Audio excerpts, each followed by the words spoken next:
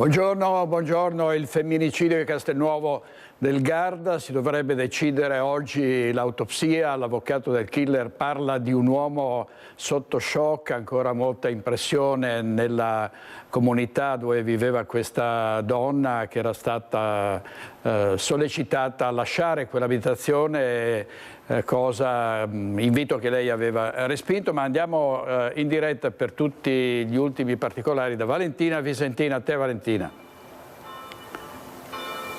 Sì, buongiorno direttore, si attende proprio in questi momenti il conferimento dell'incarico dell'autopsia sul corpo di Jessica Strapazzolo, la 33enne brasiliana uccisa lunedì notte dall'ex compagno Douglas Reyes Pedroso, anche se emergono già alcuni dettagli dal primo esame sul corpo, perché la donna, colpita da un numero smisurato di fendenti, sarebbe stata proprio raggiunta soprattutto al collo, al torace, ma in gran parte al volto, come se il suo killer la volesse cancellare. Sono dettagli inquietanti quelli che emergono da questa vicenda. Intanto in carcere a Montorio si attende anche che venga disposto l'interrogatorio di garanzia per il 41enne brasiliano. Il suo legale sembra abbia detto di aver trovato un uomo sotto shock che quasi non ricorda nulla, ma sono ovviamente dettagli questi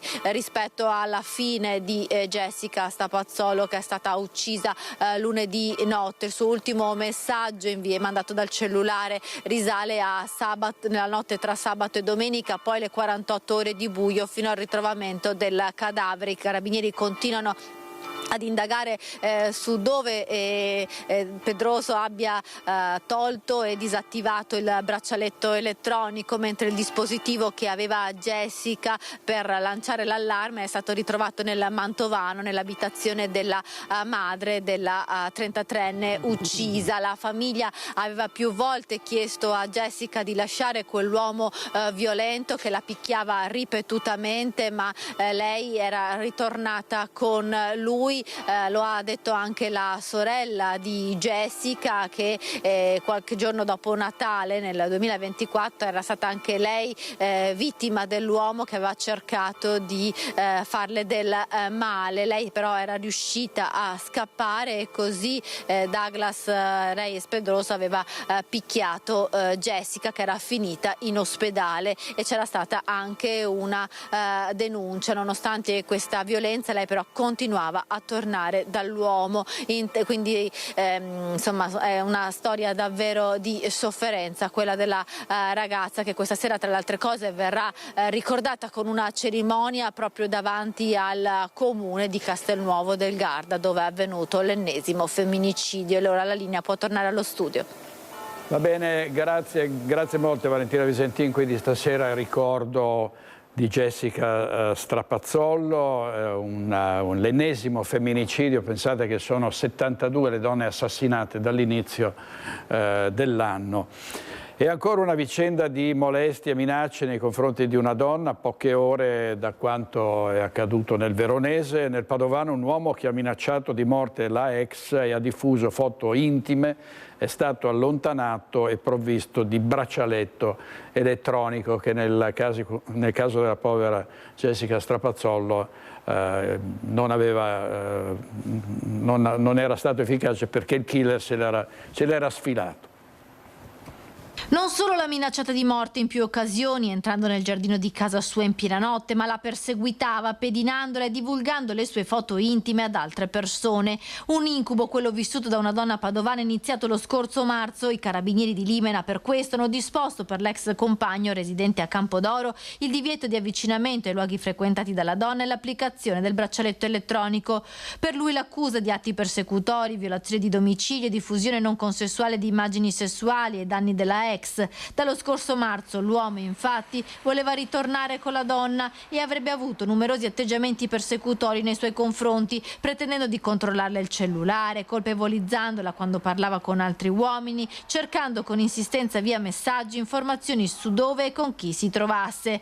La donna viveva in uno stato di ansia e paura ed è stata costretta a modificare le sue abitudini. I carabinieri con la procura, dopo una rapida indagine, hanno così disposto immediatamente la misura cautelare. I familiari di Elisea Marcone e Cristina De Carli, mamma e figlia di paese brutalmente massacrate 27 anni fa, si sono costituiti parte civile. Il 13 marzo prossimo, infatti, si aprirà il processo contro il cittadino ceco Karel Dušek davanti alla Corte d'Assise di Rovigo. Si tratta di un cold case che viene riaperto quasi 30 anni dopo. I familiari di Elisea e Cristina si sono costituiti parte civile. Il 13 marzo prossimo ci sarà la prima udienza davanti alla Corte d'Assise di Rovigo e in quell'ambito noi parteciperemo al processo per comprendere quello che accadrà e verificare appunto l'esito di questo giudizio. Dopo 27 anni, Elisea Marcone e Cristina De Carli, mamma e figlia di paese, brutalmente massacrate il 29 giugno del 1998 nel loro bar di Rosolina, potrebbero finalmente avere giustizia.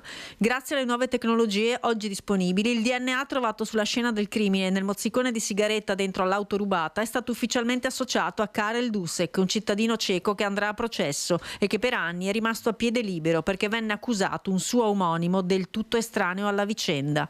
Ma non tutto è chiaro nelle procedure e si seguono ancora anche altre piste. Ci sono delle indagini che vanno forse riordinate dopo qualche anno, messe anche in confronto con quelle che sono le tecnologie e le tecniche di indagini odierne e quindi sarà senz'altro interessante affrontare queste due diverse modalità di indagine e per arrivare appunto alla giustizia e all'identificazione di colpevoli. E fin dall'inizio si è sospettato di più persone che hanno messo in atto questo crimine e la stessa procura ritiene che vi siano più soggetti coinvolti. Un delitto efferato e brutale che ha lasciato tutti senza parole. Il criminale o i criminali senz'altro sono persone che hanno posto in essere un crimine efferato con grande malvagità, ma allo stesso tempo con lucidità, perché le modalità di uccisione denotano una propensione criminale a certi atti. Oggi la famiglia delle vittime, di nuovo dentro al dolore, riaccende comunque la speranza di vedere finalmente giustizia fatta.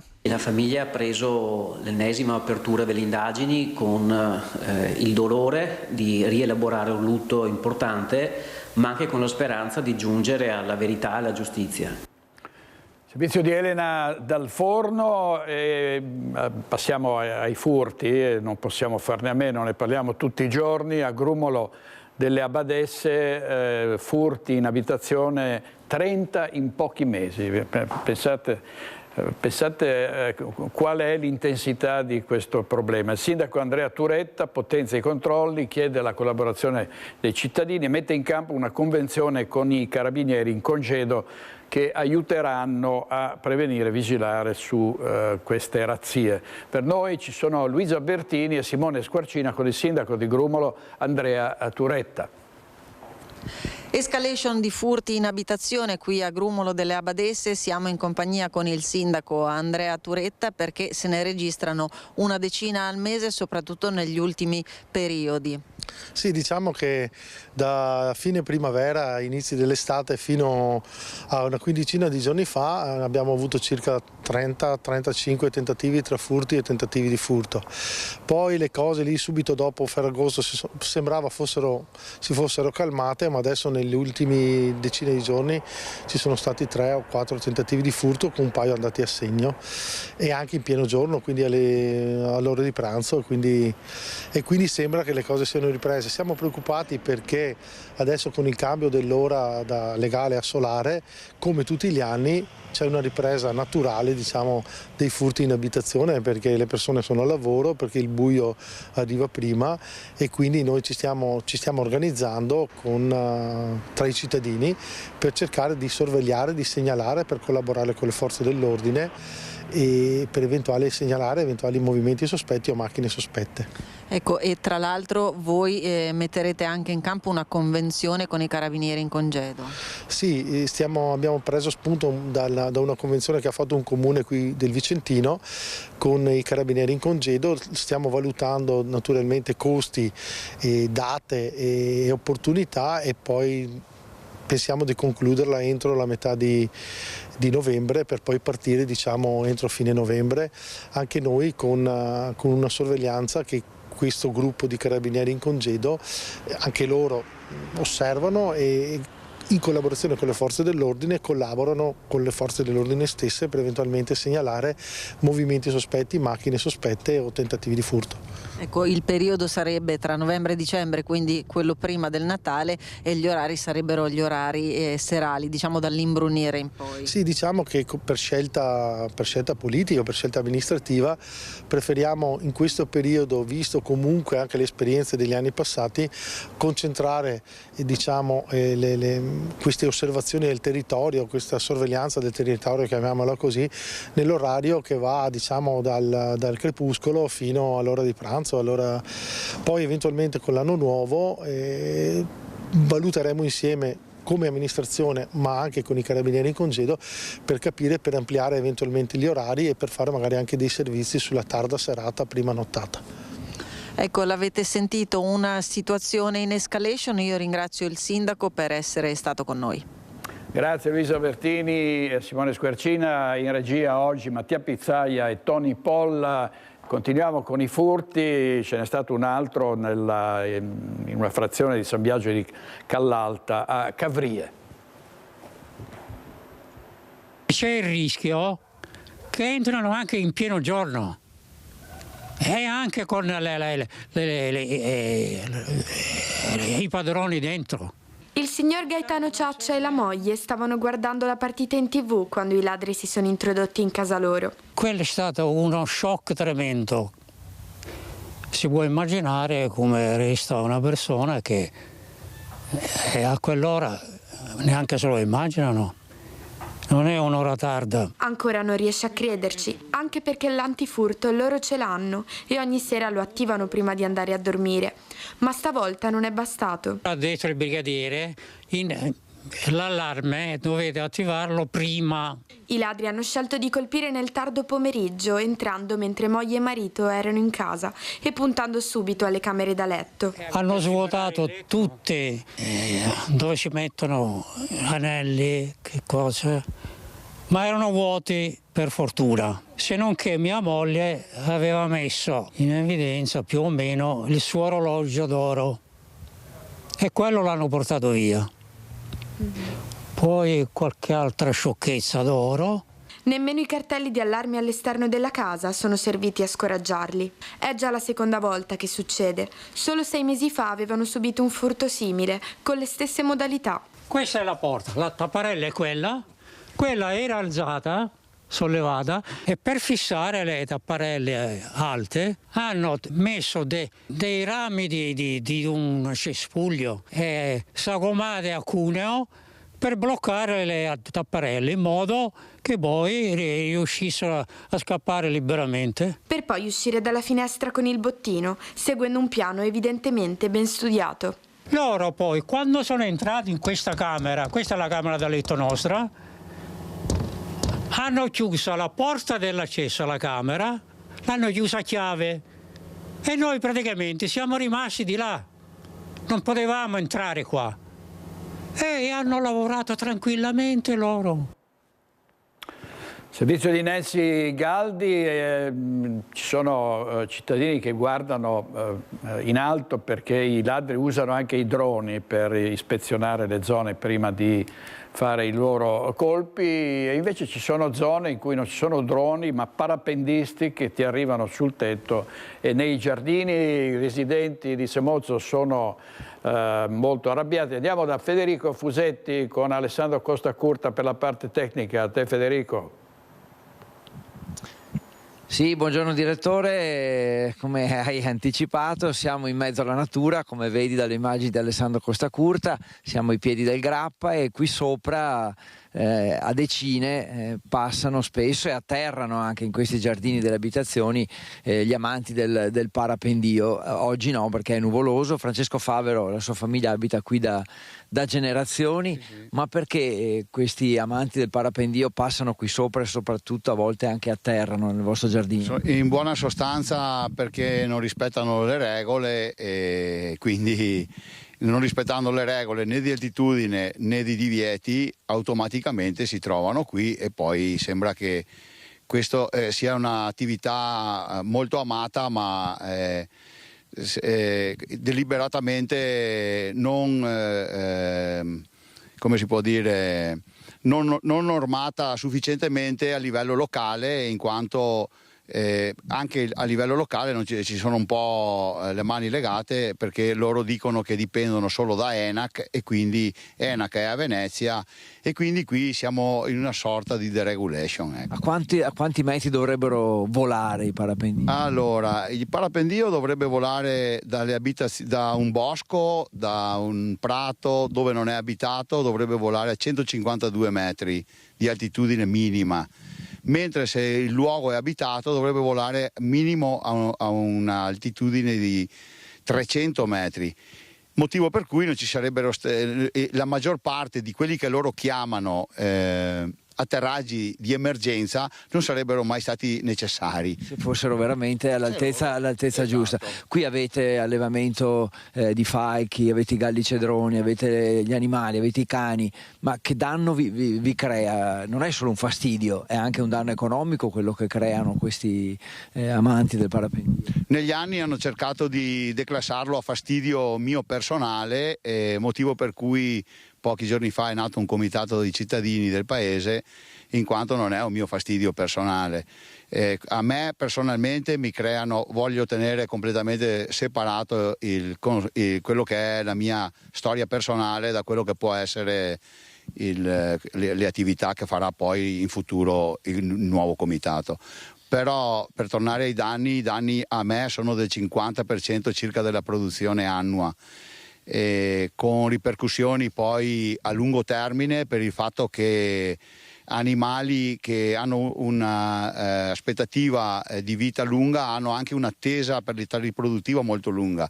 Quindi se uno aspetta 3-4 anni la maturità sessuale e a 4 anni il falco muore perché sbatte la testa in voliera, è un danno abbastanza difficile da quantificare. È un danno comunque ed è a spese mie. Cosa chiede? Il rispetto della normativa vigente. Che non c'è.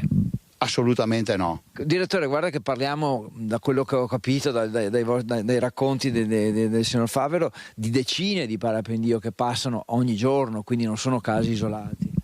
No, parliamo di centinaia di parapendio. Diciamo che se ci sono per aria 100 parapendii, 80 normalmente sono sopra l'unica area del comune di Borso, che equivale a circa 8 ettari, che è quella area in cui io ho chiesto da anni il rispetto, e che è anche inserita in un articolo della VAS della Vinca del comune di Borso come area di divieto, a fronte dei 44 ettari aziendali che ho io.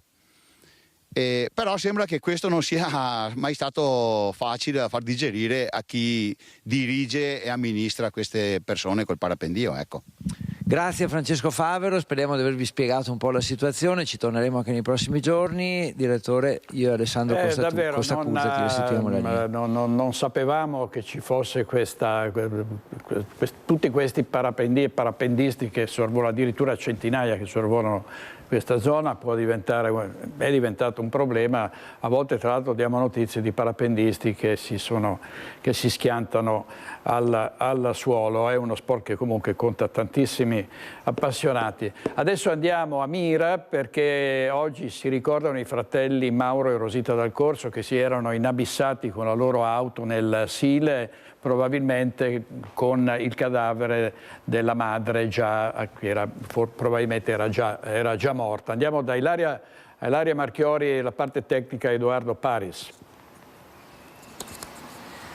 Sì, buongiorno direttore, buongiorno ai nostri telespettatori. Si è conclusa da poco la cerimonia funebre qui nella casa funeraria di Mira di Maria Bovo e dei fratelli Mauro e Rosita Dal Corso, scomparsi lo scorso 9 ottobre, poi ritrovati nel Sile. Poi, secondo quanto rivelato dalle indagini, 2 fratelli sono morti per annegamento, mentre la mamma sarebbe morta in precedenza. La cerimonia funebre si è svolta qui dentro, è stata officiata da da Don Cristiano Bovo, all'interno una cerimonia funebre semplice per tutti e tre. Alcuni familiari hanno anche voluto ricordargli e dedicare loro una canzone, la canzone Novembre di Eros Ramazzotti, proprio per salutarli così, una canzone che a loro piaceva molto. Hanno presenziato anche il sindaco di Mira Marco Dori e il sindaco di Mirano Tiziano Baggio, Mirano che oggi appunto ha proclamato il lutto cittadino per la giornata, visto che la famiglia risiedeva appunto a Mirano.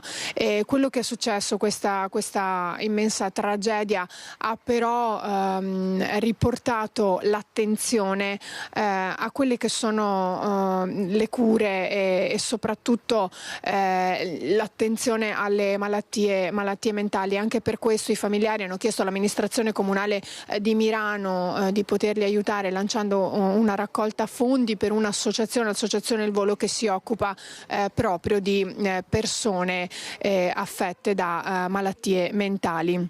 E quindi sentiamo proprio la dichiarazione del sindaco di Mirano, Tiziano Baggio, che è molto vicino alla famiglia e si è adoperato da subito per star loro vicino e per aiutarli. Io qui da Mira restituisco la linea allo studio. Una notizia drammatica, quella del 9 ottobre, oggi siamo qui a dare l'addio a questa famiglia, anche lei insomma a Mirano, comunità sconvolta, è stato organizzato il rosario, dei momenti per stare vicini a questa famiglia. Sì, abbiamo proclamato per oggi il lutto cittadino, abbiamo chiesto a tutta la città nell'orario delle esequie di poter rivolgere un pensiero, le bandiere a mezz'asta. Io continuo a dire, insisto, questa è una grande storia d'amore, è una storia di amore della famiglia, ma anche dei familiari. Le cose sono andate come non dovevano andare, ma noi non siamo qui né per dare giudizi né per esprimere opinioni, ma semplicemente per ricordare quel mirabile esempio di amore che durante tutta la loro vita queste persone ci hanno dato. Senta, voi avete organizzato anche una raccolta fondi per un'associazione per aiutare chi combatte con la malattia mentale. Sì, è stata un'idea della famiglia e le donazioni vanno indirizzate all'associazione In Volo di Mirano, che si occupa per l'appunto delle malattie mentali. Noi per le malattie mentali come istituzioni facciamo davvero molto poco. Le risorse che sono a disposizione sono troppo poche, dobbiamo lavorare, migliorare per questo. Chissà che questa non possa essere anche un'ulteriore piccola eredità che Rosita, Mauro e Maria ci hanno lasciato. A volte chi soffre di una malattia mentale, che sia più o meno evidente, più o meno grave, viene lasciato un po' solo, no? Non solo. C'è anche il tema dello stigma, quindi chi ha una gamba rotta noi lo aiutiamo, chi ha dei problemi mentali tendiamo a guardare dall'altra parte o a far mettere in disparte oppure semplicemente a dire questo è matto. È una cosa che dobbiamo superare e lo possiamo fare tutti insieme e situazioni di questo tipo non sono così poche. Torniamo alla tragedia di Piavonna di Oderzo. Una 85enne ieri, Germano De Luca, a bordo del suo SUV si è schiantato forse a causa di un malore contro un pullman che trasportava studenti. L'85enne è morto, diversi i feriti. Tra l'altro è stato definito eroe l'autista del mezzo, perché ha sfondato il lunotto per far uscire tutti i ragazzi, perché c'era un forte odore di carburante, quindi in questi casi può anche scoppiare un incendio.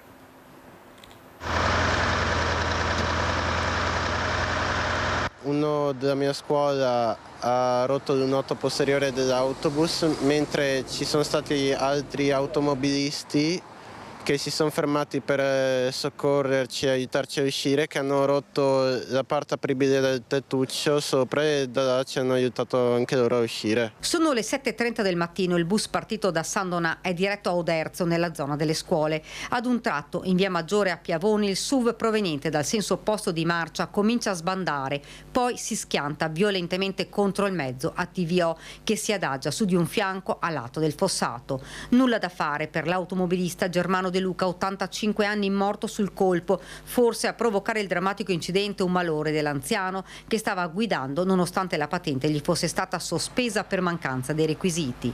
All'interno del bus una cinquantina di studenti, sono attimi di terrore. Dopo poco tempo ho sentito un forte odore di gasolio e anche perché ero seduto sopra il serbatoio dell'autobus. Una ventina i feriti, 5 trasportati in ambulanza nell'ospedale di Oderzo, gli altri accompagnati dalle famiglie tra Portogruaro e San Donà. Contusioni anche per l'autista del bus, un quarantenne di San Donà di Piave con 18 anni di servizio alle spalle. Traumi lievi per tutti, ma lo shock è grande. Sul posto arrivano squadre dei vigili del fuoco, gli operatori del SUEM 118 con diversi mezzi, i carabinieri, la polizia locale. La mamma di uno studente, uscendo dall'ospedale, ci dice: l'unica cosa che mi sento di dire è di ringraziare l'autista perché li ha salvati tutti quanti, perché ha avuto la prontezza di spostarsi sulla destra per cercare di evitare un impatto completamente frontale e lì secondo me li ha salvati tutti. L'autista del bus, quando ha visto la macchina, ha tentato una frenata disperata. L'autista ha provato a evitare l'impatto, probabilmente all'ultimo, ma purtroppo non ci è riuscito, quindi il tragico evento, ecco, sembrerebbe causato da questo comportamento che dobbiamo comunque verificare. Solo qualche metro più avanti e l'autobus rischiava di impattare contro un ponticello in cemento. Il boato sentito dai residenti che sono accorsi subito. Boom, colpo. Ho immaginato questo è un incidente, sì, perché altro non poteva essere. Insomma, troppo forte. Una roba spaventosa. All'Istituto Sansovino la notizia è arrivata gelando la scuola, un respiro di sollievo quando si è saputo che gli studenti non avevano riportato gravi ferite. Il servizio di Daniela Sizzia è tra i primi ad intervenire in via Maggiore a Piavon di Oderzo, i vigili del fuoco che hanno ricostruito per noi i minuti immediatamente successivi allo schianto. Se il fosso fosse stato più profondo probabilmente oggi racconteremmo un'altra storia. Le parole del funzionario dei Vigili del Fuoco sono ben chiare. A Piavon di Oderzo si è sfiorato la strage. Solo una serie di circostanze infatti hanno scongiurato un bilancio ben più pesante e drammatico, a partire dalla bravura dell'autista che ha evitato il ponticello in cemento di un'abitazione poco distante, al fossato non particolarmente profondo. Altrettanto importante è stata la prontezza dei ragazzi che, superato lo shock iniziale, hanno evacuato il mezzo. Fortunatamente i ragazzi in autonomia, e questo bisogna dargli merito, avevano attraverso il lunotto posteriore evacuato tutto l'autobus e avevano anche, attraverso anche il personale SUEM presente sul posto, portato soccorso all'autista dell'autobus. Tra gli oltre 20 feriti, fortunatamente tutti lievi, anche l'autista dell'autobus che ha riportato diverse scoriazioni e contusioni, ma è stato dimesso dall'ospedale già in mattinata. L'autista è scioccato sicuramente per quello che è successo, però insomma è già stato dimesso, quindi ha avuto un impatto emotivo ma non un impatto fisico. Il pensiero poi va alla vittima del drammatico incidente e alla sua famiglia. Siamo profondamente addolorati e porgiamo le condoglianze alla famiglia del conducente dell'auto che si è scontrata con il nostro mezzo. Servizio di Francesca Bozza, Germano De Luca, la vittima, si stava dirigendo verso San Donà di Piave, lo hanno confermato i vicini e i conoscenti del borgo, dove era tornato dopo decenni da capocantiere in giro per il mondo. Come mai la macchina per lui era indispensabile? Il richiamo dell'amore, è lontano da qua, quindi gli ho detto guarda se hai bisogno qualsiasi cosa, erano dei volontari che avevo incaricato di dargli una mano a portarlo a prendere la spesa, il resto negli ultimi 2 o 3 giorni, che non è tanto, un mese neanche che hanno tolto la patente, ma la comunicazione è arrivata ieri di consegnare. E quindi... E lui però non si rassegnava? Non si rassegnava, lui doveva andare giù a San Donà di Piave. La passione per una novantenne sarebbe stata la molla che ha fatto salire al volante Germano De Luca in quel suo ultimo viaggio verso San Donà. E questo nonostante 3 mesi fa non fosse risultato idoneo alla revisione della patente. Per me è stato un colpo fatale quello che non avere la patente, di poter muoversi. Lui era cocciuto, testardo e anche guai avere qualcuno sopra di lui. Ma il sopportava, forse ecco la presenza del sottoscritto, che amici da tanti anni, che lo conoscevo bene, che aveva fiducia anche in me, forse quello, però anche lì ogni tanto ci scontravamo perché lui voleva sempre prelevare, per far che non si sa, perché anche più di tanto non sapeva neanche come spendere, insomma, se devo essere sincero. E proprio per questi prelevamenti sospetti il Tribunale aveva nominato il sindaco suo amministratore di sostegno, che come primo provvedimento gli aveva affiancato una badante in questa abitazione di Borgo Luca, tra Fregona e Montaner. Qui era tornato dopo decenni da capocantiere in giro per il mondo, una vita passata a lavorare che probabilmente non gli ha lasciato tempo per una relazione stabile. Poi la pensione, un congruo gruzzolo da parte e in parte eroso dai fallimenti delle banche venete, e un carattere sempre più scontroso. Lui è sempre stato abbastanza bene, non è che ultimamente era un po' forse da vedersi da solo, aveva litigato con gli amici, aveva litigato col vicino di casa, quindi c'era un po' di... ma quello del vicino di casa dopo l'avevamo risolta. Coi parenti non andava d'accordo. Tra le case del Borgo Luca Germano viene ricordato così. Germano in per sé era una bravissima persona, non era cattivo, anzi era sempre anche disponibile, era tranquillo. Però insomma ultimamente purtroppo tra che le badanti non le andavano a genio, tra che lui aveva una malattia magari progressiva che qua non si sapeva e di conseguenza... Per il sindaco il cuore è stato fatale a Germano in tutti i sensi. Sicuramente un colpo gli è venuto qualcosa al cuore, qualcosa non penso. In particolare che ha reso noto Lucio Zanatto, che non era sui giornali, cioè quest'uomo si era innamorato a 85 anni di una novantenne e la stava raggiungendo. Giustamente Lucio Zanatto ha detto è stato tradito dal cuore in tutti i sensi. C'è stato uno scontro tra 2 mezzi a San Giorgio in Bosco, nell'Alta Padovana, è rimasto ferito l'autista dell'auto. Incidente verso le 15:30 di ieri in via Kennedy a San Giorgio in Bosco, scontro tra un mezzo pesante e un'auto, ferito l'autista 64enne dell'autovettura. Sul posto la squadra del distaccamento di Cittadella dei Vigili del Fuoco per mettere in sicurezza i mezzi, mentre il ferito era già fuori dall'automobile. L'uomo è stato assistito dal personale del SUEM 118 ed è stato trasportato in ospedale, non in pericolo di vita. Illeso invece l'autista del camion. Intervenuti sul posto anche gli agenti della polizia locale per regolare il traffico e accertare le cause del sinistro. Servizio di Francesco Rattai, sempre relativamente agli incidenti, la nota attrice Andrea De Logu oggi non ha partecipato, non ha mandato in onda il suo programma per la morte del fratello. Andrea De Logu è un'attrice, una conduttrice molto conosciuta anche qui in Veneto perché ha presentato recentemente il premio Campiello qualche anno fa, viene spesso in Veneto, è stata colpita da questa tragedia. Il fratello 18enne si è schiantato con la moto e ha perso la vita.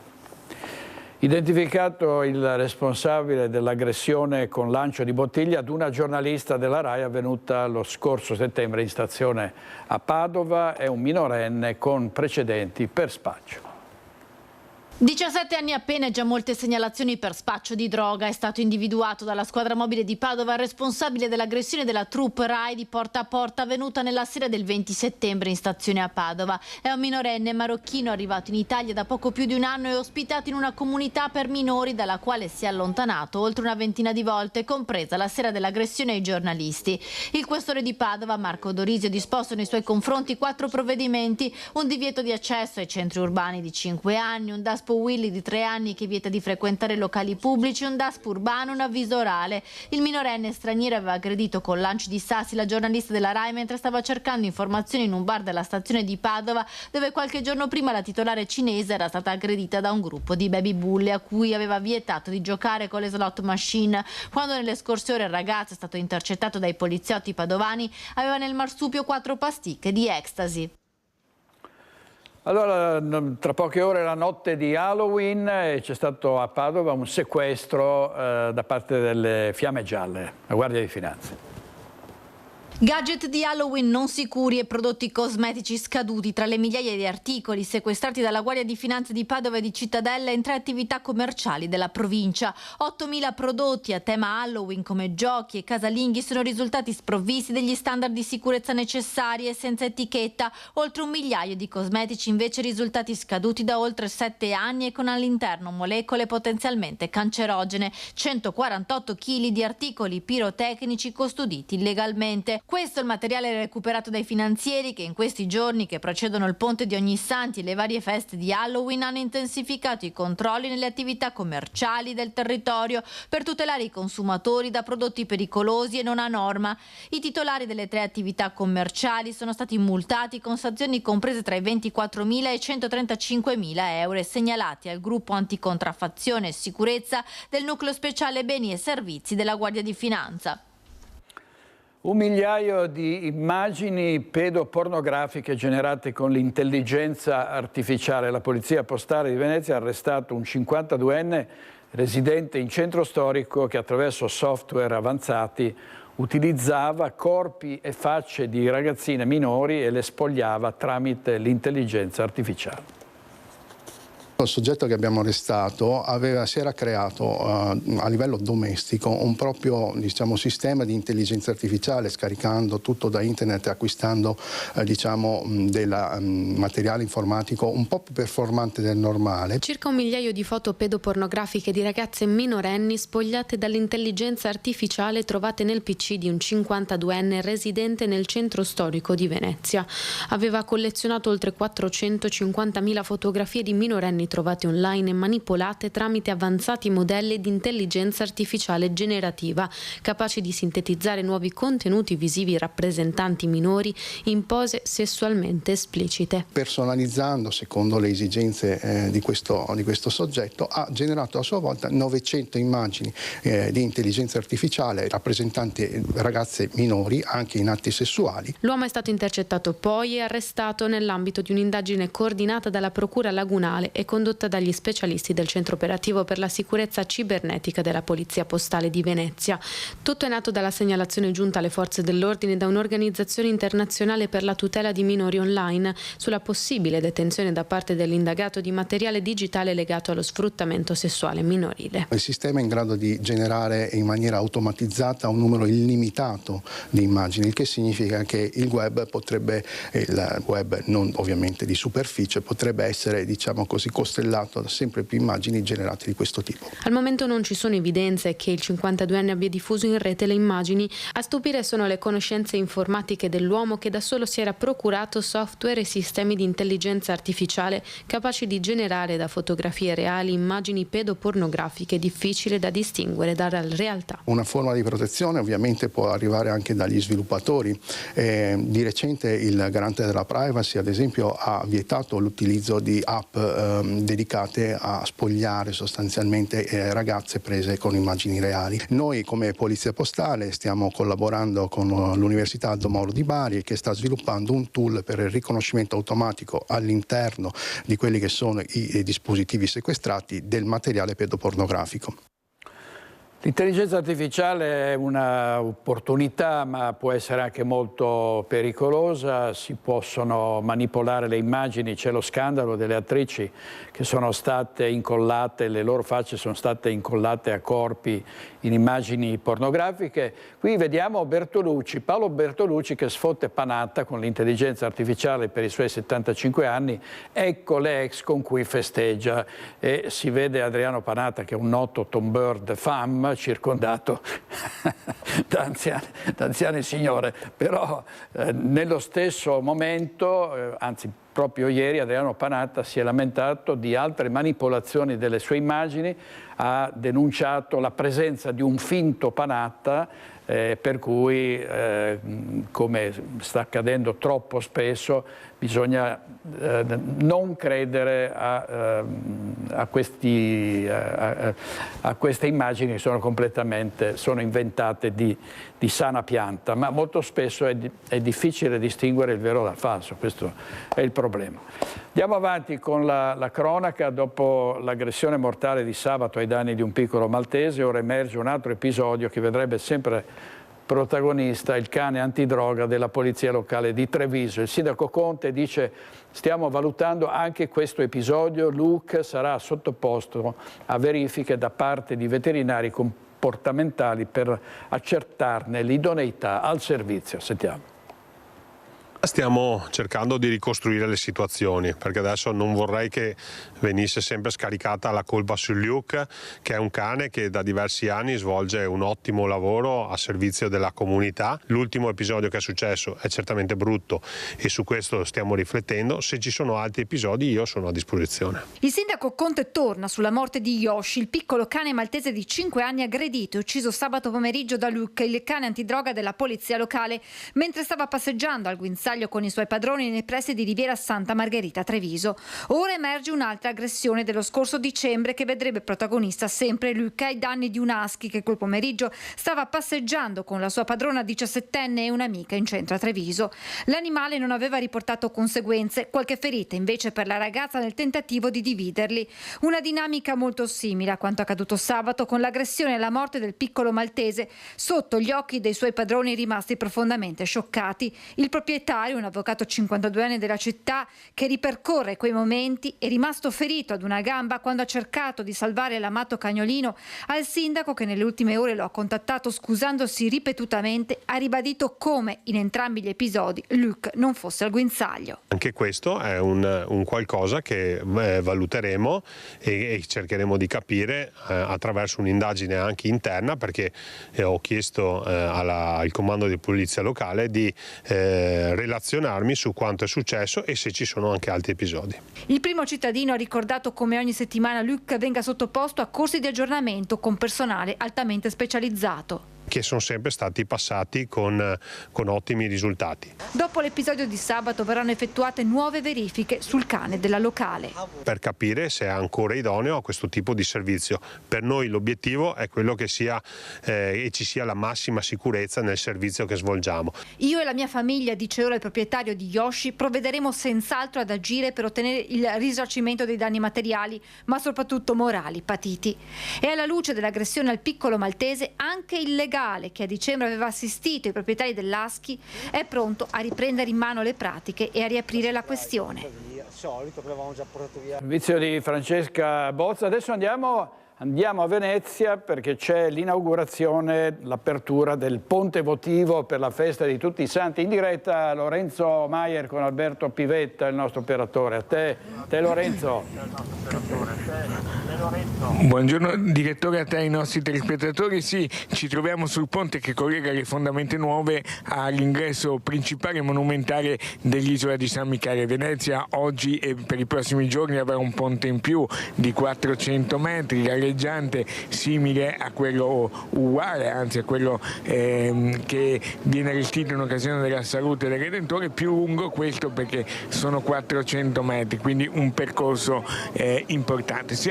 E lo ringraziamo per essere con noi con il delegato alle tradizioni, il consigliere Giovanni Giusto, che ci spiega perché questo ponte è importante per i veneziani. Ma è importante per tanti motivi, ma quello più forte è quello di aver ripristinato un qualcosa che era stato praticamente cancellato, perché la tecnologia, cioè con l'avanzata dei motori, le barche più disponibili eccetera, il ponte e la cittadinanza sembravano un servizio in più, e nel 1950 è stato soppresso, ma fortunatamente ripristinato, perché è un'opportunità invece ripristinata per i veneziani. E quando dico veneziani, dico i veneziani oggi ancora residenti fortunatamente, ma soprattutto a tutti quei veneziani che si sono trapiantati o dispersi nell'entroterra e che hanno un'opportunità, ribadisco ancora questo termine, di poter non soltanto attraversare un tratto della laguna, come dicevi prima, sono 407 metri, una roba del genere così, va bene, e quindi con un'esperienza indubbiamente sembra di camminare sull'acqua, particolare e speciale, va bene, ma anche di poter andare a trovare con più facilità e anche con un motivo in più i propri cari che magari proprio per la distanza avevano un attimo, non dico dimenticato, ma trascurato. E in effetti nel 2019, che è stata la prova insomma, no, di ripristino, oltre ai pochi critici, veramente pochi, la stragrande maggioranza ha apprezzato, proprio perché con l'occasione è riuscita a attraversare e arrivare all'isola che è staccata, va bene, costruita per idea di Napoleone dagli austriaci.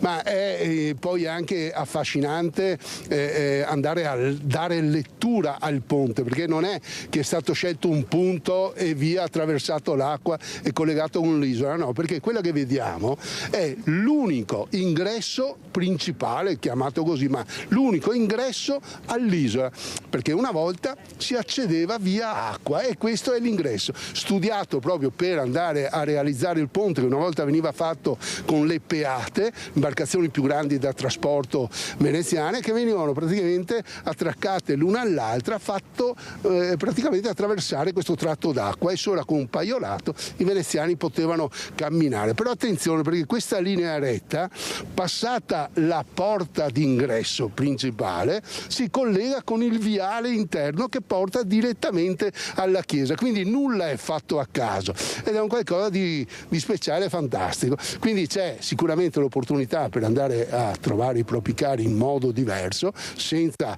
l'obbligo del vaporetto con le code che sappiamo che sono straordinarie, va bene, malgrado gli sforzi dell'azienda, va bene, ma attraversando a piedi.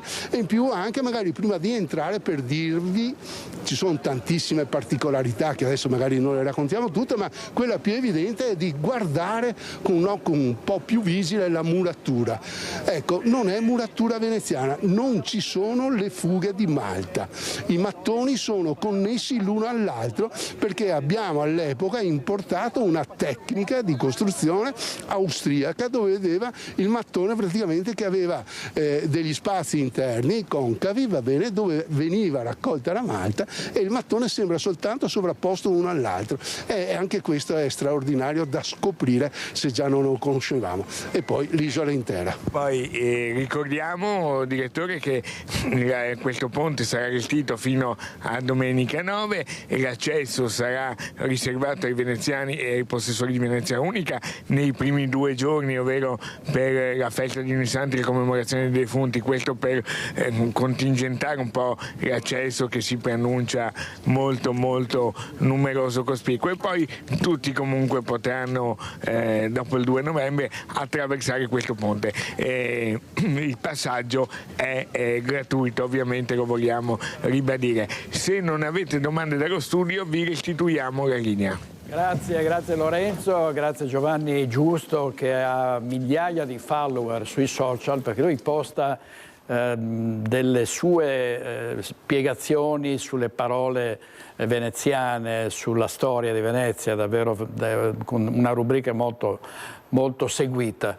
Allora, ieri sera, a proposito dei ponti, è arrivata in diretta, mentre eravamo a Focus, la notizia del no dei giudici della Corte dei Conti al ponte sullo stretto di Messina. Ovviamente abbiamo cambiato la scaletta e di quello abbiamo parlato all'inizio del programma.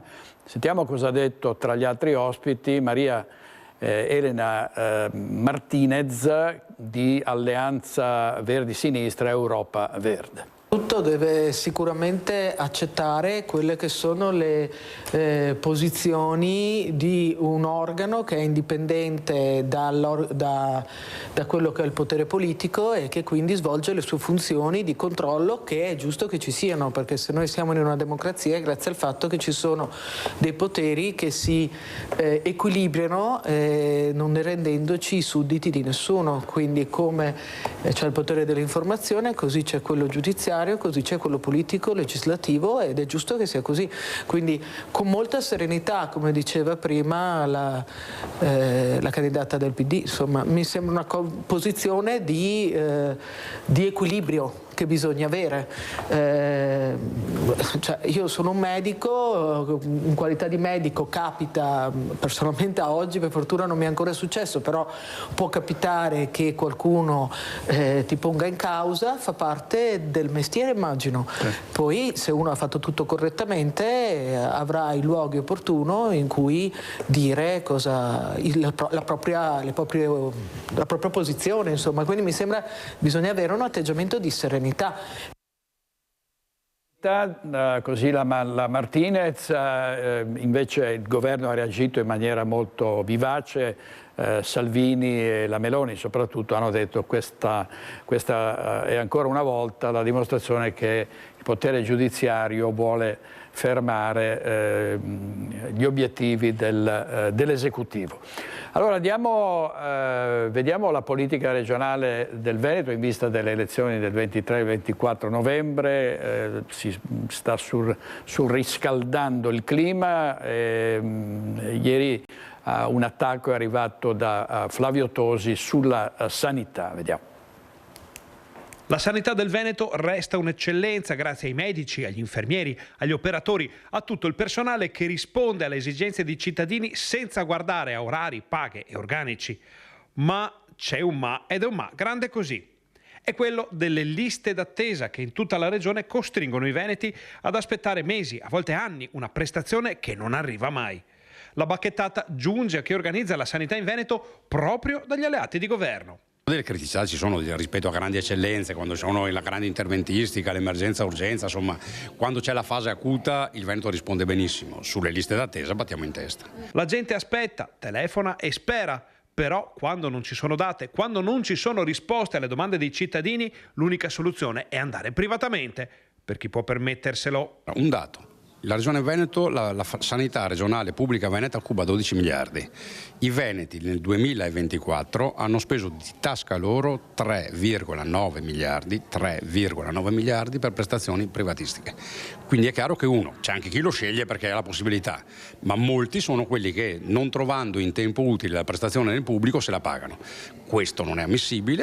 E la soluzione qual è? C'è bisogno di utilizzare bene le risorse, di comprare prestazioni, perché comprare significa che la Regione, che è l'ente che governa questo fenomeno, compra le prestazioni che le servono, le compra dall'ospedale pubblico di Bassano anziché da quello di Vicenza, anziché dall'ospedalità privata convenzionata, compra prestazioni. Alla fine l'importante per Forza Italia è portare a casa il risultato, la prestazione, l'abbattimento delle liste d'attesa. Come diceva Deng Xiaoping, l'importante non è di che colore sia il gatto, l'importante è che prenda il topo. La prestazione ai cittadini non interessa che gli venga erogata nei tempi utili pagando il ticket. Più chiaro di così, un esempio che potrebbe chiudere benissimo questa intervista, ma sentite che giudizio da Forza Italia della sanità in Veneto. Chiudiamo il cerchio. Gli ultimi 5 anni di sanità nel Veneto, come li definisce in poche parole? Immobili.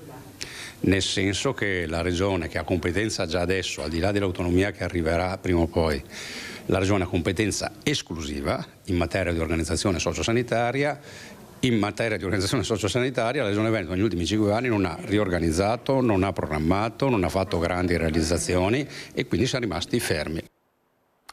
L'intervista di Monica Smiderle, stasera a Focus ci collegheremo con il generale Roberto Vannacci che è in campagna elettorale in Veneto. Ieri sera il generale era nel Veronese con Stefano Valdegamberi a incontrare i cittadini. Sentiamo, vediamo cosa ha detto tra le altre cose. Grazie a lei ovviamente.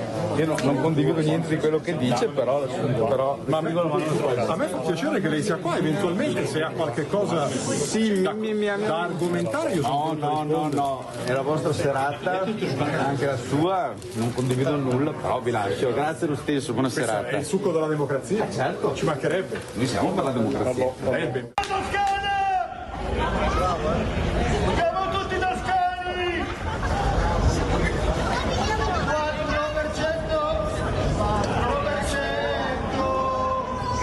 4%! A me fa piacere che lei sia qua, eventualmente se ha qualche... È il succo della democrazia.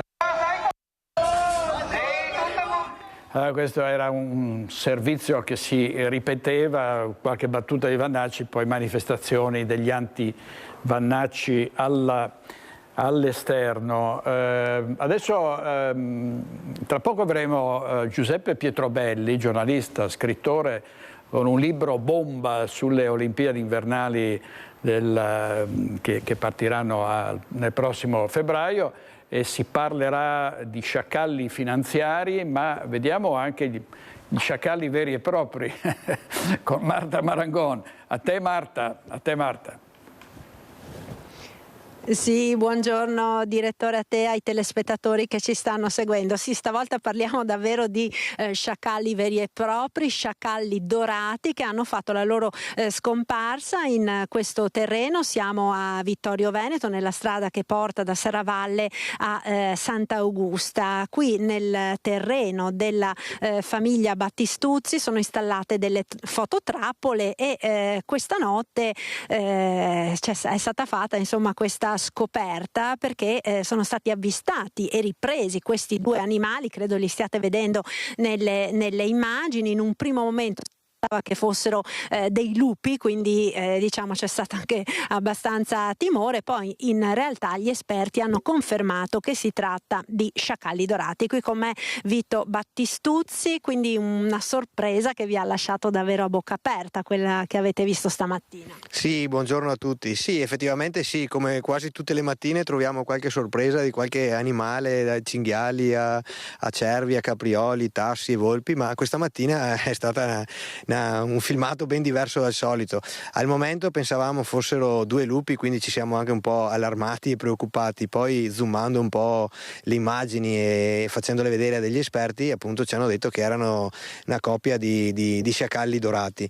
Però sì, effettivamente tutte le notti abbiamo questi passaggi all'interno del vigneto con danni anche subiti anche quest'estate, appunto nella vendemmia. Però appunto costantemente, appunto tutte le notti questa selvaggina è presente e anche molto numerosa e sempre di più. E se pensiamo che siamo a 5 minuti a piedi da Vittorio Veneto, fa un po' di timore, insomma, tutto questo. Ecco, peraltro, perché direttore, se avete visto dalle immagini della nostra Nicoletta Rizzetto, il centro di Serravalle, il centro di Vittorio Veneto distano davvero poche centinaia di metri in linea d'aria. La strada che vedete qui sotto peraltro è molto frequentata perché porta al santuario di Santa Augusta, e quindi ogni giorno ci sono molte persone che passano di qui, per cui questo incremento così consistente di una selvatica. Poco fa il signor Vito ci stava facendo vedere altri filmati con dei cinghiali di dimensioni davvero impressionanti, che peraltro quest'estate gli hanno devastato il vigneto. Non avete raccolto nulla?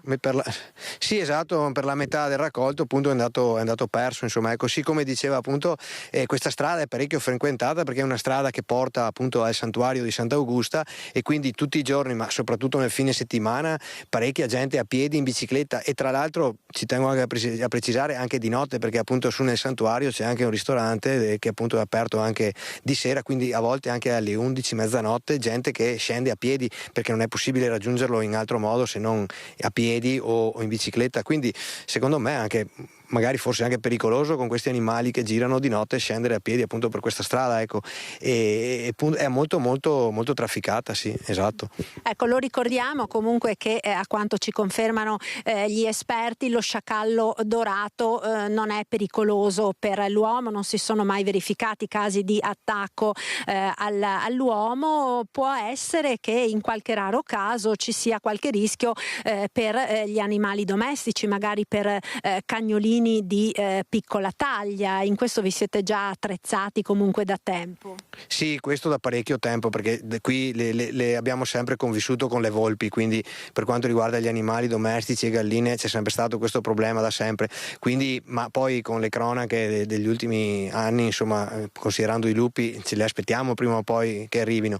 Quindi tutti quanti qui, come vedete, ci sono parecchie case qui vicino, tutti quanti alla sera si mettono in sicurezza i propri animali domestici, dal cagnolino appunto che altrimenti potrebbe trovare spiacevoli sorprese la mattina successiva. Insomma, ecco, questo sì è una cosa che già viene fatta da parecchi anni e sempre di più, perché appunto il fenomeno è sempre più presente, insomma è così.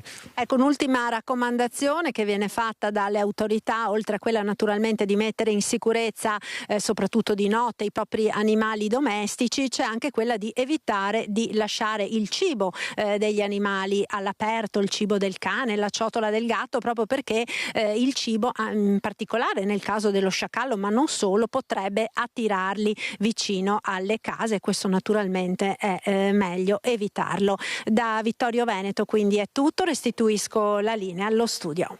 Grazie molte Marta Marangon e chi c'era con lei? Nicoletta Rizzetto, forse Nicoletta Rizzetto, grazie molte. E vediamo la commemorazione dei defunti, manca ormai poco, e al cimitero monumentale è già un via vai di persone a Vicenza che si recano alle tombe dei propri cari per adornarle per l'occasione. Però c'è chi dice, a proposito di rincari, che anche i fiori costano un occhio della testa, come si suol dire. Sentiamo.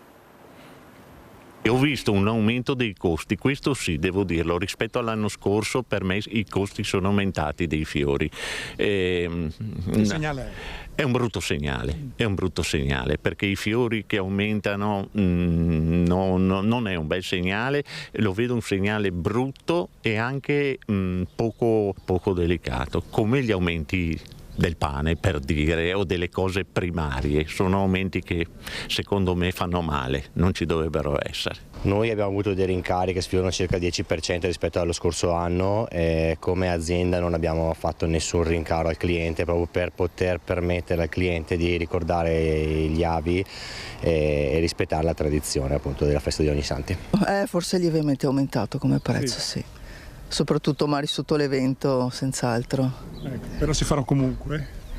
Sì, beh, io faccio poco. Noi siamo andati in una serra e abbiamo visto un prezzo poco uguale. Cerchiamo di mantenere sempre il prezzo abbastanza buono, insomma, di non alzare il prezzo. Oddio, non ho ancora guardato adesso qua sotto le feste, ma forse qualcosina, ma penso poca roba a vedere così. Aumentati, sì, però beh o male, se guardi in giro un po' trovi anche qualcosa da spendere meno, quello è poco ma sicuro. Ma mi sembra che dall'anno scorso qualcosita sì, ma non che sia una roba esagerata, diciamo così. Diciamo che è in linea con, fra virgolette, l'inflazione, ecco. Per noi non c'è differenza, ma lo dico sempre ogni anno ed è da ogni anno si va dai 5 euro ai 10-15 euro di piante di crisantemi. C'è all'inizio dell'aumento, ma dopo non le aumentiamo al cliente. E di soldi, di una montagna di soldi, parleremo dopo la pubblicità con Giuseppe Pietrobelli, giornalista, scrittore, autore di questo libro, Una montagna di soldi, sprechi incompiuti e affari, lo scandalo delle Olimpiadi invernali Milano-Cortina del 2026. State con noi, a tra poco.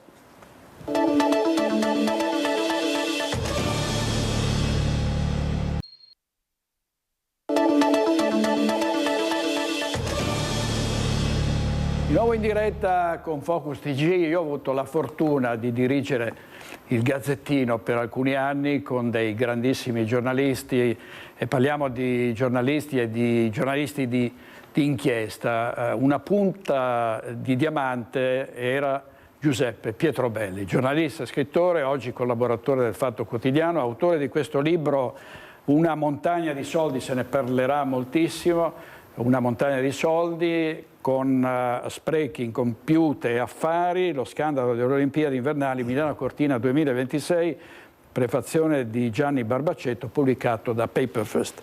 Ciao Giuseppe. Ciao direttore. Grazie molte per essere qui. Davvero è un libro di inchiesta poderoso, devo dire che ogni riga c'è una notizia, c'è un dato. In particolare tu lamenti diciamo, un investimento complessivo di 7 miliardi che diciamo, si diceva all'inizio che tutto questo non sarebbe costato un euro ai cittadini, no? Tu dici invece dovranno pagare molti soldi i contribuenti. Sì, la promessa era questa, non costerà un euro agli italiani, le Olimpiadi non costeranno un euro. Bisogna distinguere il problema nei soldi, 2 miliardi che verranno spesi per organizzare le Olimpiadi e 5 miliardi di opere connesse, cioè opere stradali, ferroviarie, ponti, perfino una pista ciclabile in Lombardia, che non si capisce cosa c'entri con le Olimpiadi. Quindi diciamo che la prima parte, quella dei 2 miliardi, è per organizzare. Chi è che organizza le Olimpiadi? Il comitato organizzatore Fondazione Milano Cortina 2026, che ha come presidente Giovanni Malagò. Solo che avrebbero dovuto spendere 1,5 miliardi secondo i progetti. È cresciuta la spesa fino a 2 miliardi, come ha messo nero su bianco la Presidenza del Consiglio alla fine di giugno, quando si sono accorti che i soldi non bastavano, perché i soldi dovevano essere proventi privati, cioè diritti televisivi, pubblicità, sponsor, vendita di biglietti, merchandising, e invece manca 500 miliardi già adesso, prima di andare a consuntivo. E allora il governo Meloni ha stanziato più di 330 milioni di euro, ma con un escamotage piuttosto strano, perché ha nominato un commissario straordinario per le Paralimpiadi, che sono legate alle Olimpiadi, fanno parte della stessa organizzazione, e dice: nomino un commissario straordinario che poi noi conosciamo perché è veneto, è Giuseppe Fasiol, che era un ex dirigente della Regione Veneto appena andato in pensione, e gli ha messo in mano tutti questi soldi, però rientrano sempre nello stesso bilancio. Quindi pensiamo che il ministro Abodi dello sport, rispondendo in Parlamento a interrogazioni parlamentari, ha detto: non ci sarà un euro pubblico per organizzare le Olimpiadi. Questo l'ha detto nel giugno del 24. E invece non un euro, 330 milioni di euro soltanto per il 2025, ma ci può essere un altro stanziamento nel 2026. Quindi questa è la prima tranche. La seconda tranche, che io chiamo un po' l'assalto alla diligenza, è quella corsa delle amministrazioni locali, delle regioni, le 2 regioni, Veneto e Lombardia, le 2 province autonome, Trento e Bolzano, a tirar fuori dai cassetti una serie di opere, anche importanti, necessarie per il territorio, ma che si fanno, o si presume che si facciano, o si dice che si faranno, anche se non si fanno, solo grazie alle Olimpiadi. E qui ci sono 5 miliardi di spese. La domanda è: perché deve esserci un grande evento che promuove queste realizzazioni? Cioè una politica sana in grado di fare una programmazione sul territorio, dice: le risorse sono queste, i bisogni sono questi, e facciamo una pianificazione. Invece no, perché è lo stesso ministro dello sport che ammette, dice: in Italia c'è questo vezzo, l'andazzo, questa consuetudine che attorno ai grandi eventi si costruiscono anche opere pubbliche. Come è successo all'Expo di Milano. Come è successo all'Expo, come è successo anche ai mondiali di calcio, però poi con conseguenze anche di inchieste giudiziarie. Anche in questo caso ci sono delle inchieste. Ecco, questa è la grande struttura dove devo dire che gli amministratori locali sono anche stati bravi a prendere. Però c'è da chiedersi se sia legittimo il procedimento. Poi molte cose rimangono sulla carta, perché visto che in Veneto, per esempio, le 2 grandi varianti o tangenziali, come le chiamano, quella di Longarone e quella di Cortina, sono opere che sono ancora sulla carta. Tutte e 2 assieme costeranno 1 miliardo e 200 milioni di euro. Ecco, questo per quanto riguarda le opere. Tra l'altro ci sono in corso di realizzazione le gallerie di Tai e di San Vitto, però sui tempi della realizzazione degli impianti, devo dire, i tempi li hanno rispettati, no? Si diceva non faranno, non ce la faranno. Sono le opere essenziali, se no non si fanno le gare. Non facendo le gare saltano le Olimpiadi. Il problema era legato soprattutto alla pista da bob, perché se non si fosse fatta quella di Cortina, fosse arrivata in ritardo, non fosse stata idonea, saltava il bob. Allora entrava quella soluzione B che voleva dire andare a fare il bob all'estero. Ecco. Esatto. Ecco, senti, tu avevi subito obiettato sui costi della pista di bob. A me ha stupito l'altro giorno a Milano l'amministratore delegato di Simico, che è Società Infrastrutture Milano Cortina, Fabio Saldini. Esatto, ha detto abbiamo risparmiato 42 milioni di euro. Ma non è vero, perché dunque la pista costa 124 milioni completamente, di cui 80 milioni, 82 milioni sono l'appalto dato a Pizzarotti, che l'ha realizzata con numerosi subappaltatori. Però inizialmente costava 45 milioni di euro, poi è cresciuta a 60, poi a 80, poi a 124 e quindi io non capisco dove ci sia questo risparmio di 42 milioni. Se fosse così la pista sarebbe dovuta costare 160 milioni di euro, ma nessuno l'ha mai detto. Nessuno ha mai detto la pista di Cortina, perché lo scandalo sarebbe stato ancora maggiore con quel costo lì, perché è uno sport bello ma con pochissimi praticanti in Italia.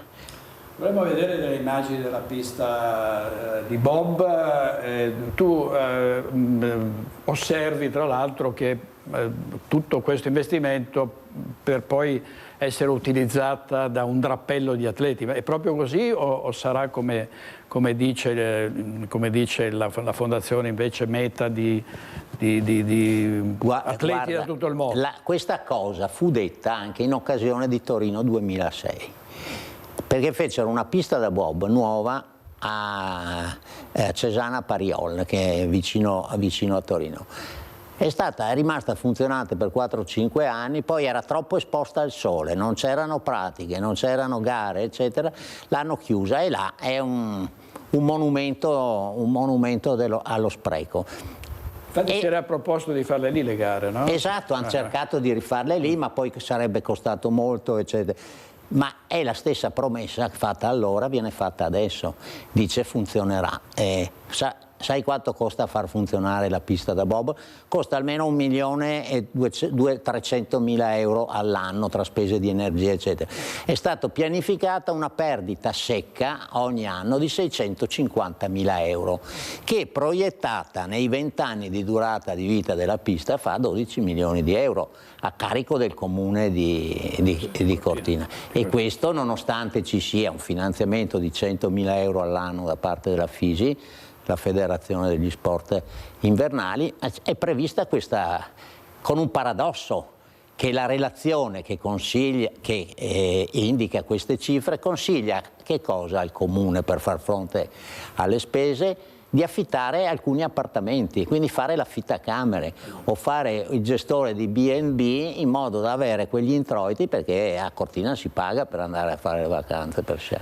Ci hai portato stamattina due notizie, quella intanto di una conferenza stampa tenuta ieri a Milano, che poi non è stata una conferenza stampa, e poi la protesta di un centinaio di persone stamattina con dei cani, credo. Questa è l'ultima novità, è alle 10 di questa mattina a Cortina. Ci sono due veterinari che sono un effetto collaterale negativo, vittime di un effetto collaterale negativo delle Olimpiadi. Sono stati sfrattati, avevano un ambulatorio vicino ad Apollonio, vicino al cimitero, una casetta che è già stata abbattuta perché si deve fare posto a una cabinovia per le Olimpiadi. A cosa serve la cabinovia? A portare gli spettatori in quota per vedere le gare, perché questo è l'utilizzo, ammesso che riescano. Sono ancora fermi al TAR del Lazio, perché c'è un contenzioso, i lavori sono appena abbozzati, dove sono cominciati c'è stata anche una frana, quindi devo dire una situazione molto complicata. I due poveri veterinari sono stati sfrattati e quindi tutti gli abitanti di Cortina e i villeggianti, si parla di 2000 persone, solo 1000-1500 persone solo a Cortina, ma che poi raddoppiano d'estate o d'inverno. Con gli animali gli animali non hanno. Allora questa mattina si sono trovati due veterinari di fronte al municipio di Cortina e 200 persone con i cani in orario di lavoro, quindi hanno preso anche i permessi per andare a manifestare, perché chiedono assistenza per i loro animali, perché i veterinari sono stati sistemati temporaneamente in una struttura in zona Fiammes, dove c'è il villaggio olimpico. Sì. Però dovranno lasciarla, perché quando ci sarà il villaggio olimpico, cioè da fine novembre, diventa una zona rossa anche ai fini della sicurezza, e quindi Cortina resta senza i veterinari, ma non solo Cortina, tutta la valle del Boite e giù verso sud. Vediamo casette del villaggio olimpico quando ancora il villaggio olimpico era in divenire, adesso è stato questo completato. È un interessante intervento che però pone molti problemi. Costa 39 milioni di euro farlo, fare 377 casette per 1400 persone, è il villaggio olimpico.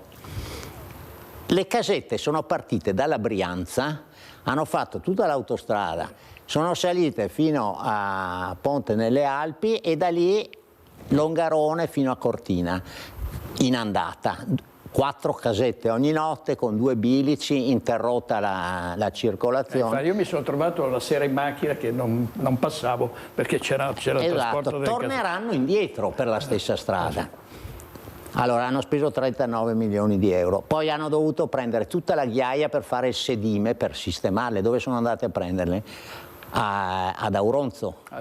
E hanno trasportato 1000 camion, ognuno ha fatto 100 km per ogni pasè, per salire da Pieve di Cadore e tornare poi da Misurina quando sono vuoti. Ecco. Allora, questo è il villaggio. Da una parte, secondo me, è positivo che sia un villaggio che poi viene tolto, perché così si preserva, che poi è quella piana di Fiammes dove qualcuno avrebbe voluto fare l'aeroporto. Sì, esatto. Quindi questo è positivo, però è anche uno spreco di risorse. C'erano anche dei tentativi un po' speculativi di commercianti e albergatori di dire facciamone un villaggio fisso, così possono andare a dormire, a alloggiare i camerieri, tutto il personale di servizio. Ma l'altro scandalo che devo dire l'abbiamo tirato fuori l'abbiamo scoperto noi del Fatto Quotidiano, è che il villaggio costa ai contribuenti italiani 39 milioni, cioè che significa, facendo la media, 900 euro per notte per ogni atleta. La mia domanda, se i telespettatori non lo sanno, dove andrà la nazionale femminile di sci ad alloggiare durante le Olimpiadi invernali di Cortina? Andrà nel villaggio? Si presume di sì. No, va in albergo, perché trova più confortevole l'albergo. Quindi è una scelta anche dei nostri, diciamo, politici dello sport, piuttosto contraddittoria, piuttosto discutibile. Ma non è l'unica. Pensiamo che a Predazzo, dove stiamo ristrutturando spendendo 50 milioni di euro le caserme della finanza per farne il villaggio olimpico, anche quel villaggio olimpico verrà disertato dalle principali nazionali di sci da fondo del nord Europa, cioè Norvegia, Svezia e Finlandia. Diciamo figli e figliastri ci saranno. Per cui loro si pagano l'albergo e sarà da vedere se riempiranno questo villaggio che comunque costa a tutti noi. Ecco, questa storia è, diciamo, ogni pagina, come hai detto tu, cioè ogni pagina c'è qualcosa di... Davvero, è un'inchiesta straordinaria. Io non voglio togliere niente alla bellezza dello sport e anche delle Olimpiadi. Però ci sono dei grossi interrogativi che riguardano la sostenibilità di questi eventi in ambienti fragili, perché in questo caso è stato scelto di fare delle Olimpiadi diffuse nel territorio, che prendono 2 regioni e 2 province autonome. Però facendo le Olimpiadi diffuse in montagna così, tu distribuisci in una realtà molto più ampia tanti disagi e hai anche un effetto moltiplicatore della spesa. Però dicono l'indotto dovrebbe ricavarne molti vantaggi. Difatti ci sono 4 studi di 4 università, c'è la Bocconi, Ca' Foscari, c'è la Sapienza, c'è la banca Ifis, vabbè, è un quarto, che dicono sì, ci sarà un indotto che porta a posti di lavoro temporanei, non definitivi, temporanei, e una movimentazione di 3-4 miliardi di euro. Sì, però, signori, gli italiani spendono 5 miliardi solo per le opere pubbliche, in più se ci mettiamo un altro mezzo miliardo per l'organizzazione, sono i soldi che già spendiamo. Allora, La montagna di soldi con Giuseppe Pietrobelli, un libro che è già uscito, lo trovate nelle edicole, pubblicato da Paper First con la prefazione di Gianni Barbacetto. Andiamo in pubblicità, poi torniamo qui e ne parliamo ancora.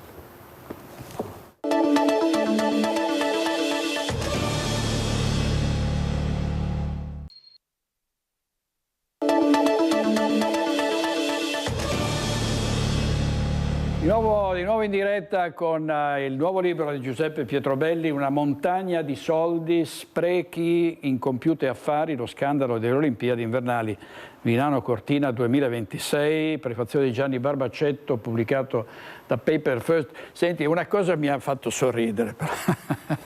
Quando tu parli dell'enfasi attorno a questi giochi, no? E ricordi il manifesto degli intellettuali fascisti.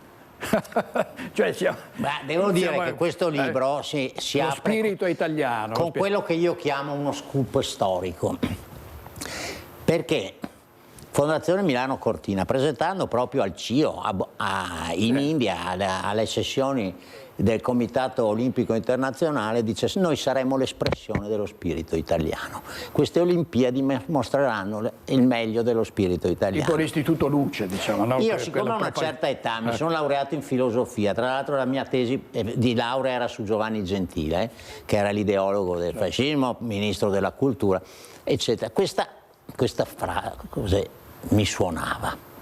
Allora sono andato a cercare e l'ho trovata nel manifesto degli intellettuali del fascismo.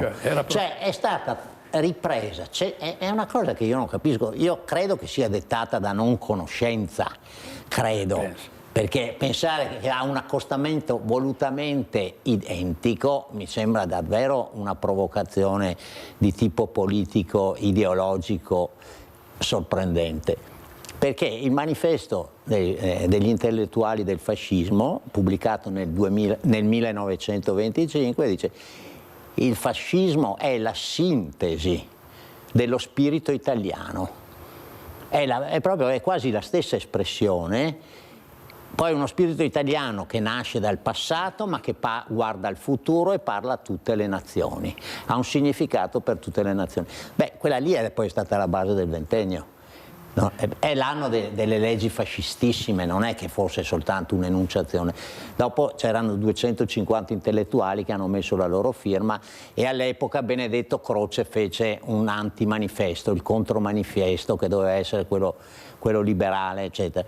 Ecco, e l'ho trovato poi singolarmente che la stessa espressione, la bellezza dello spirito italiano, è stata firmata in una lettera da Yannick Sinner, perché Yannick Sinner è stato presentato come uno dei testimonial delle Olimpiadi, e lui, questo ragazzo che probabilmente di Giovanni Gentile non sa niente, ha firmato una lettera evidentemente scritta dalla struttura. Dice: cari ragazzi, vi invito a partecipare, racconteremo i colori e la bellezza dell'Italia e dello spirito italiano vibrante e dinamico.